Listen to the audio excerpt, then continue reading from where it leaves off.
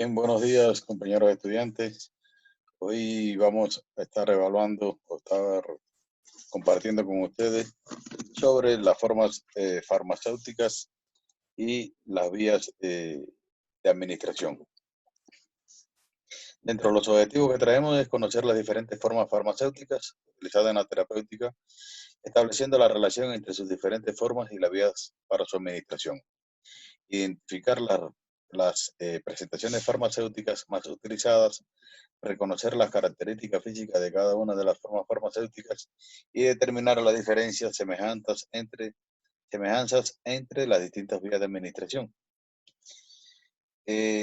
Nosotros le vamos a hacer una síntesis de cada una de las formas farmacéuticas o de las vías de administración como tal, porque en las diferentes unidades que nosotros vamos a estar impartiendo, vamos a ir evaluándolas, o sea, vamos a ir estudiándolas una por una detalladamente. Esto va a ser una síntesis para que ustedes tengan una idea a la hora de comenzar eh, las nuevas unidades que vamos a estar definiendo. Ahora, las vías de administración, vamos a ver las definiciones, las clasificaciones de la forma farmacéutica y dentro de las vías de administración vamos a ver la oral, la rectal, vaginal, parenteral, la ótica, la oftálmica, la térmica, transdérmica, la subcutánea. Vamos a estar evaluando con ustedes, o sea, vamos a estar viendo con ustedes. ¿Qué podemos entender nosotros por forma farmacéutica? No va a ser más que la disposición individualizada a que se adaptan las sustancias medicinales, o sea, los principios activos y excipientes para constituir un medicamento. Es decir, va a ser la forma de preparar un medicamento con el fin de su administración posterior. Ahora, ¿cómo se clasifican estas? Estas pueden ser sólidas, pueden ser semisólidas y pueden ser líquidas. Ahora, las sólidas van a ser los polvos granulados, las cápsulas, comprimidos, sellos, tabletas, supositorios, óvulos, implantes. Las semisólidas van a ser las pomadas, pastas, cremas, geles, etc. Las líquidas van a ser las soluciones, suspensiones, emulsiones, jarabes, elixires, lociones, lineamientos y los inyectables.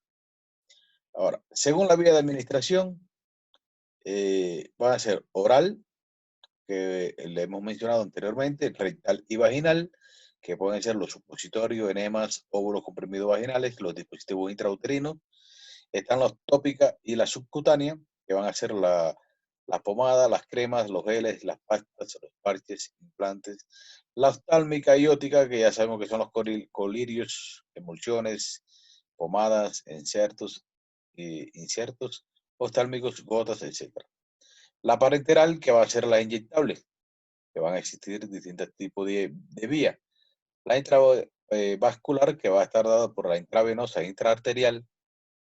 La intravascular, que va a ser la intradérmica, subcutánea, intramuscular, intratecal, epidural y la intraperitoneal. Y también, que no tenemos puesta aquí, pero también la intraarticular, que se realiza dentro de la articulación. Y están también las inhalatorias, que van a ser los gases medicinales, diversos anestésicos, aerosoles, etc. Ahora, la vía de administración oral constituye la vía más utilizada de administración de fármacos que tiene como inconveniente que no se puede utilizar en pacientes con dificultades para deglutir, con vómitos o si están inconscientes. Tienen un sabor desagradable, algunos fármacos pueden presentar irritación gástrica también. También dentro de los inconvenientes están para enmascarar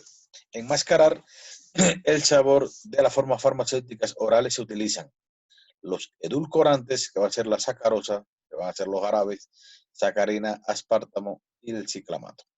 Los aromatizantes, que enmascaran o mejoran el sabor o el olor, por ejemplo, los zumos de fruta, el mentol, etc.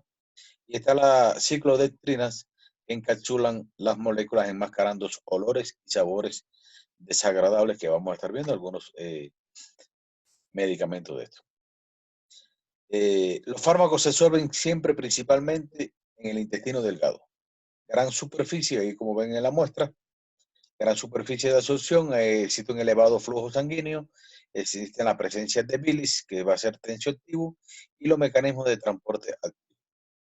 Existen medicamentos de carácter ácido y de carácter básico.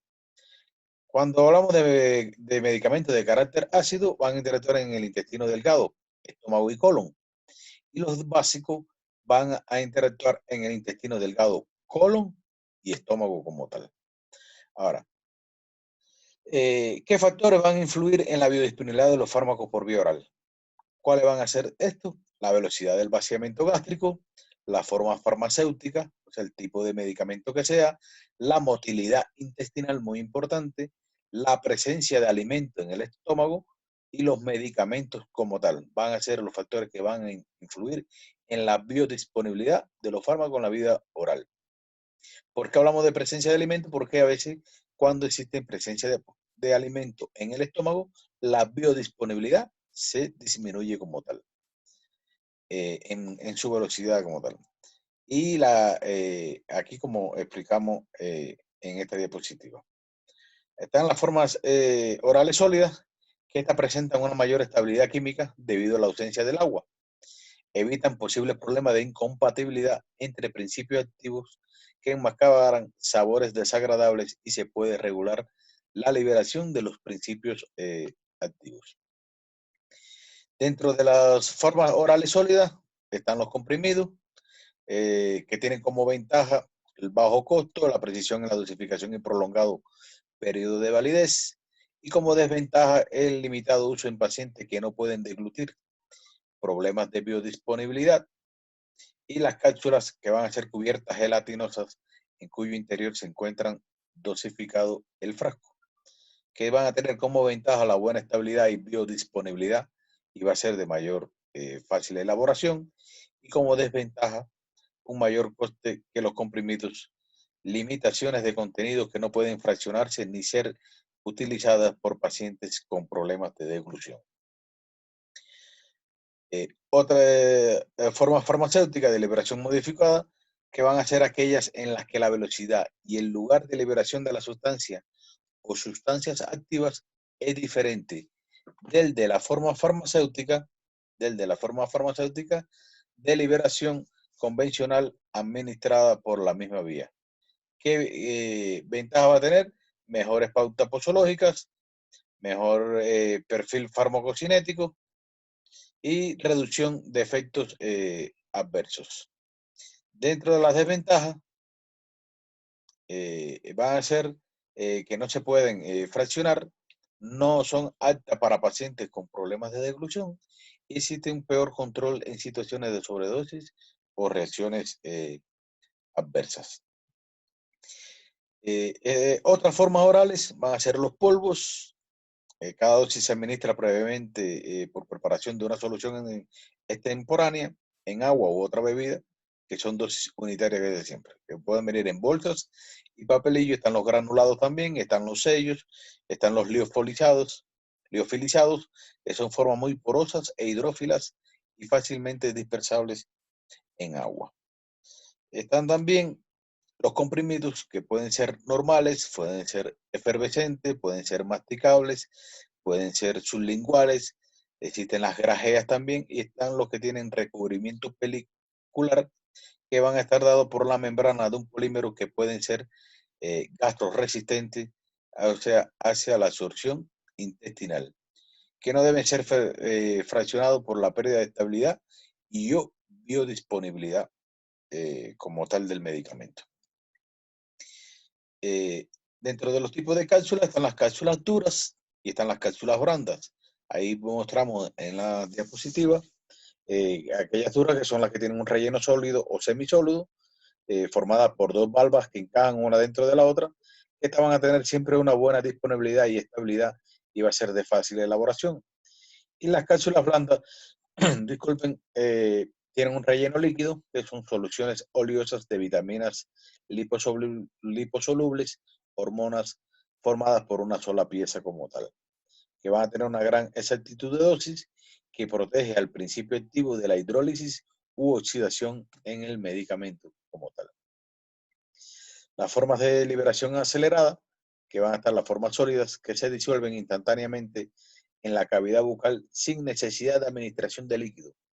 Ejemplo de esto van a ser los comprimidos y tabletas liofilizadas.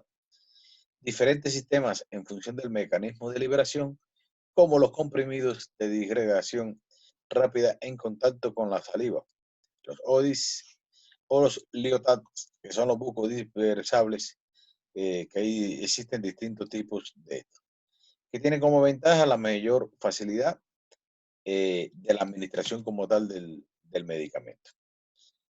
Están las formas de liberación o diferida o retardada también, que son formas que con cubiertas entéricas o resistentes al pH, en las que el principio activo es liberado en un lugar concreto del intestino, pasando por el estómago sin degradarse. Útiles para la administración de frascos que se inactivan o que dañan la mucosa digestiva. Que estas van a tener como ventaja que permiten una administración por vía oral fármacos que serían inactivados por jugos gástricos, como va a ser el omeprazol, el pantoprazol, que son medicamentos que son inhibidores de la bomba de protones, o bien minimizar los efectos derivados de su gastrolesividad por contacto, como son el piroxicam, el diclofenaco, la warfarina, etcétera. Están los de liberación prolongada. Las ventajas de esta va a ser la mejora, el cumplimiento posológico, reducción de las fluctuaciones en las concentraciones plasmáticas, control del lugar de liberación del medicamento en el tracto gastrointestinal como tal. Están las formas orales líquidos, que los líquidos para administración oral son habitualmente soluciones, emulsiones o suspensiones que contienen uno o más principios activos disueltos en un vehículo apropiado. Las formas farmacéuticas líquidas para administración oral más usuales son los jarabes, los elixir, las suspensiones, las emulsiones fluidas y las tisanas, que van a ser siempre de baja concentración de principios activos.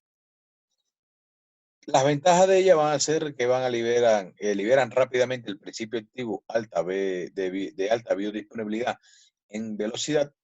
La dosificación va a ser fácil y cómoda, que casi siempre va a ser por cucharada y gotas, y resultan de lesión particularmente en los niños. ¿A qué vamos a tener como inconveniente de esto?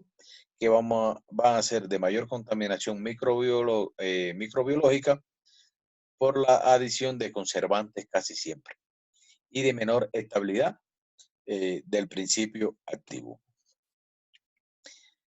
Está la vía de administración sublingual, que está dentro de la vía oral también, que esta es muy vascularizada.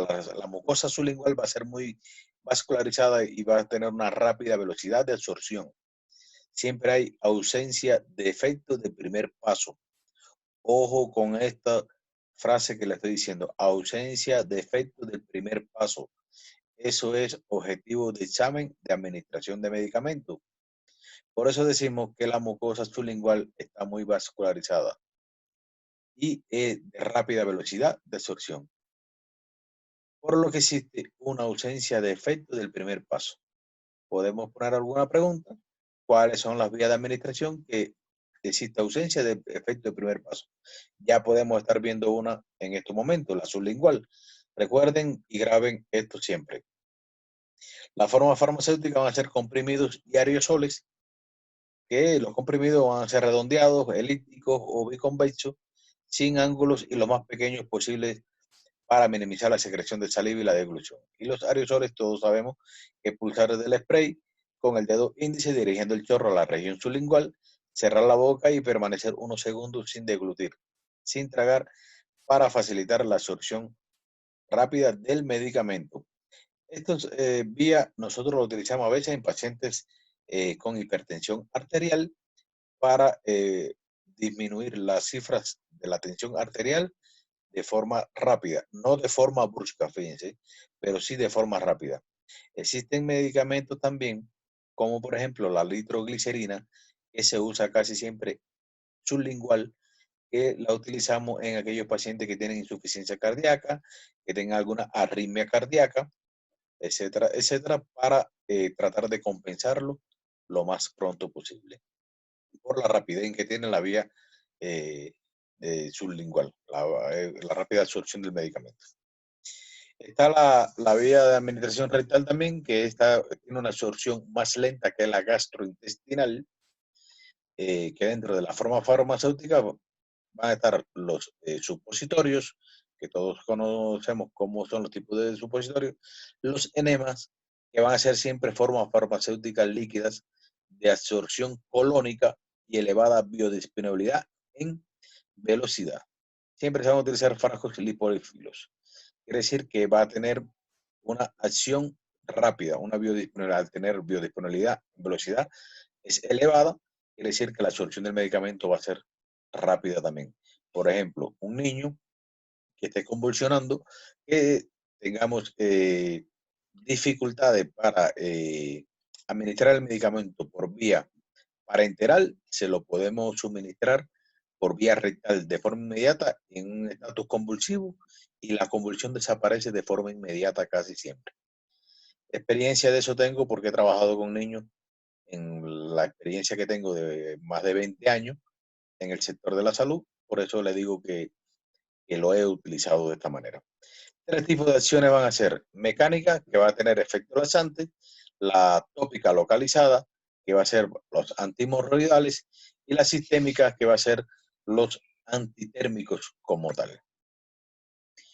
También existen los supositorios que tienen un efecto de primer paso, tienen efecto de primer paso parcial. ¿Por qué? Por las venas hemorroidales superiores y tienen una baja biodisponibilidad en velocidad y es una forma farmacéutica segura casi siempre. ¿En qué se utiliza? En pacientes con vómitos inconscientes o con dificultad para deglutir, especialmente en útiles en los niños. Medicamentos que irritan o son destruidos por la mucosa gástrica, intolerancia por olor o sabor, medicamentos de acción local y medicamentos con marcado metabolismo hepático también, que tengan alguna lesión hepática, se utiliza la vía rectal casi siempre. Está en la vía de administración, también existe una acción tópica localizada que va a ser en los medicamentos antihemorroidales, la acción mecánica, como le dije anteriormente, los efectos laxantes, que van a ser los supositorios, y la acción sistémica, que van a ser los antitusivos como tal. Ahora, en la vía vaginal, la administración de medicamentos con efecto a nivel local o sistémico. Ahí la biodisponibilidad va a depender del espesor del epitelio vaginal o la composición del fluido y pH. Toda mujer no tiene el mismo espesor del epitelio vaginal y el fluido y el pH en cada mujer varía casi siempre. Hay mujeres que tienen el pH ácido y otras mujeres que tienen el pH neutro y otras pH alcalino. En dependencia de esto va a ser la de biodisponibilidad del medicamento como tal. Dentro de la forma farmacéutica van a estar las soluciones, comprimidos, óvulos o supositorios vaginales o tabletas vaginales también que se utilizan hoy en día. Está el gel, las espumas, los anillos vaginales, que van a ser los anticonceptivos hormonales. Cuando hablamos de anillos vaginales, pues existe también la T de cobre, que es otro de los anticonceptivos también, que son intrauterinos, que se colocan dentro de la cavidad uterina como tal.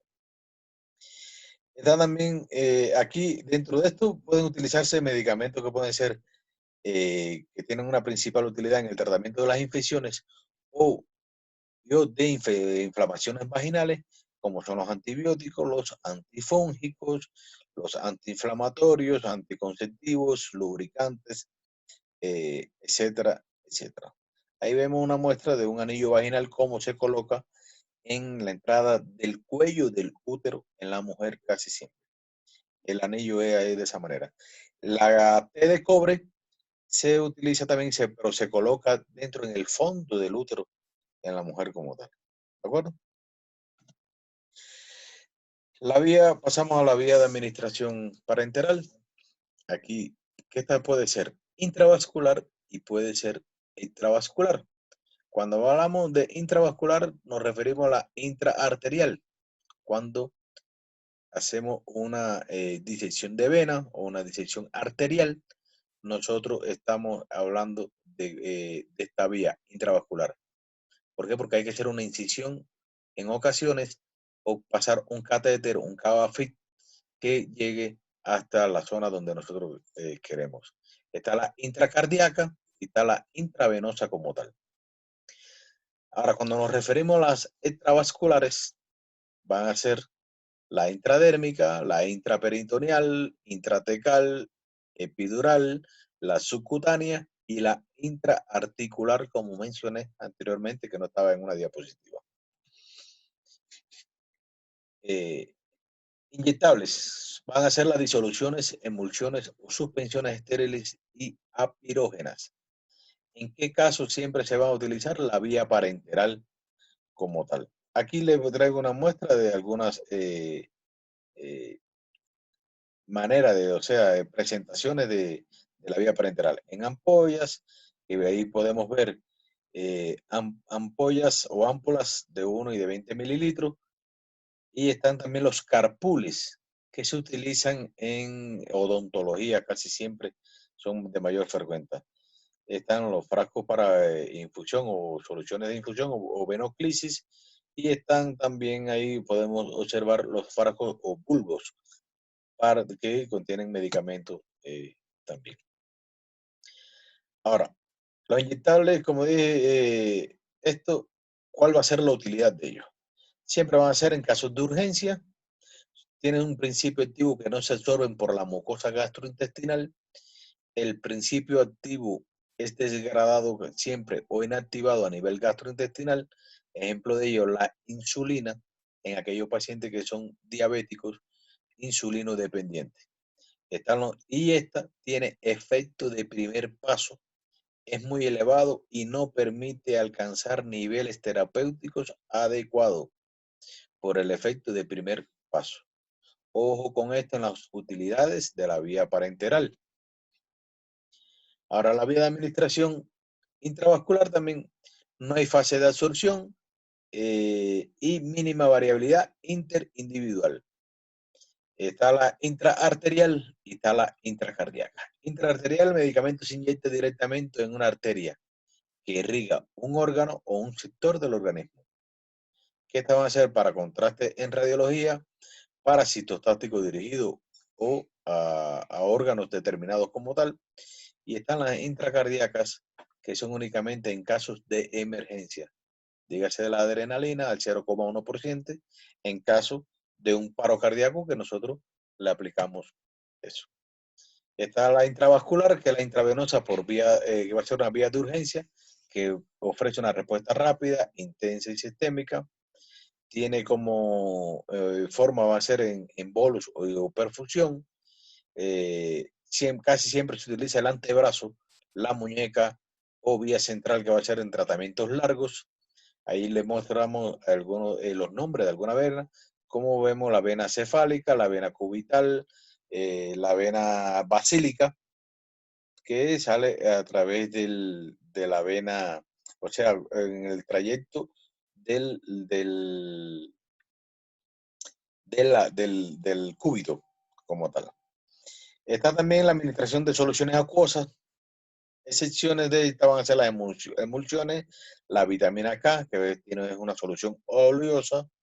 Cuando hablamos de soluciones oleosas, nos referimos a medicamentos que se pueden precipitar con facilidad. La anfotericina B, que son liposomas, y la ciclosporina, que son soluciones oleosas también, y con emulsiones lipídicas, que son grasosas como tal.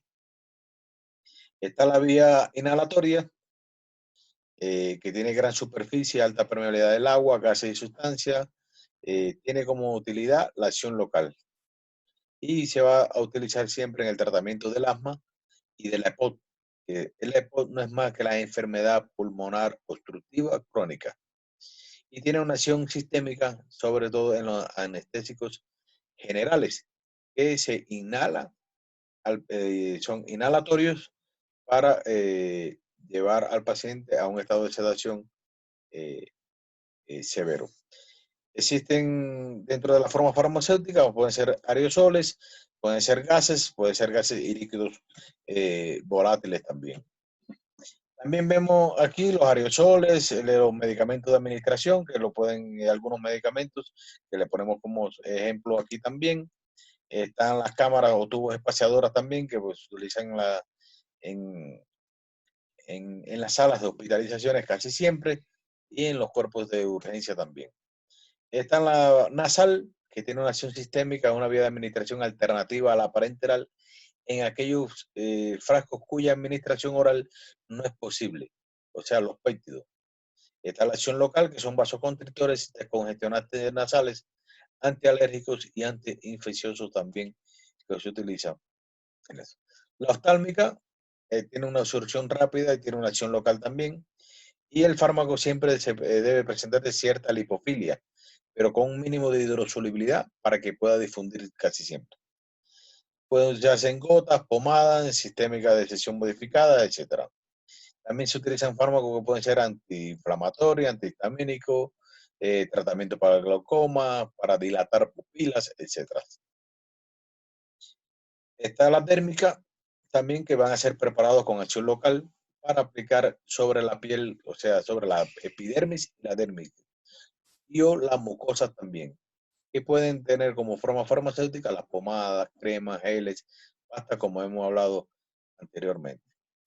Estos preparados farmacológicos se aplican siempre directamente sobre la piel, van a estar formados siempre por un principio activo, por un vehículo o base y son productos secundarios como conservantes, aromatizantes y colorantes también. Está la transdérmica, que es la absorción percutánea, que tiene difusión del principio activo hasta la superficie cutánea, penetra en la capa córnea también, incorporación a la microcirculación dérmica.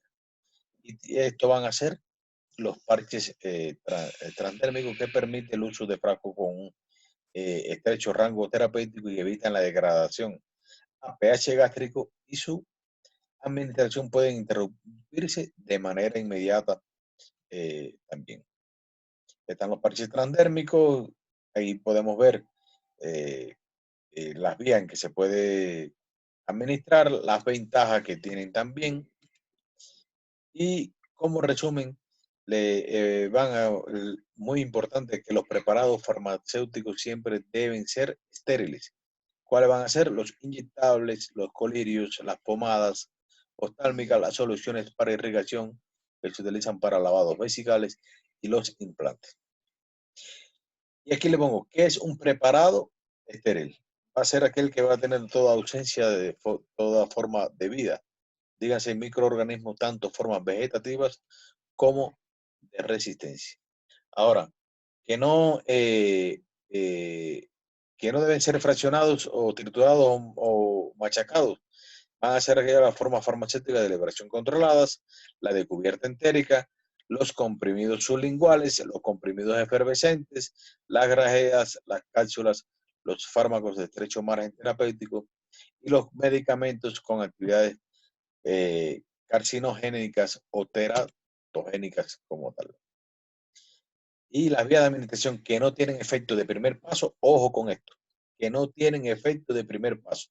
Está la intravenosa, está la intramuscular, está la subcutánea, está la sublingual, está la transdérmica o percutánea.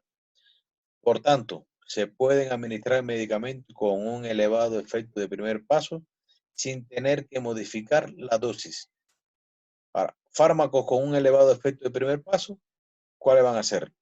Los antidepresivos tricíclicos, los beta bloqueantes, los nitratos anginosos y el sumatriptán, que son medicamentos que se utilizan casi siempre en muchas de las urgencias, algunos medicamentos también de este tipo. Hasta aquí, mis queridos estudiantes, queremos hacerle un muestreo de las formas farmacéuticas y de las vías de administración fundamental. De todas maneras, en las próximas clases se van a ir explicando una a una de cada vía de administración como tal. Tengan buenas tardes y saludos para todos.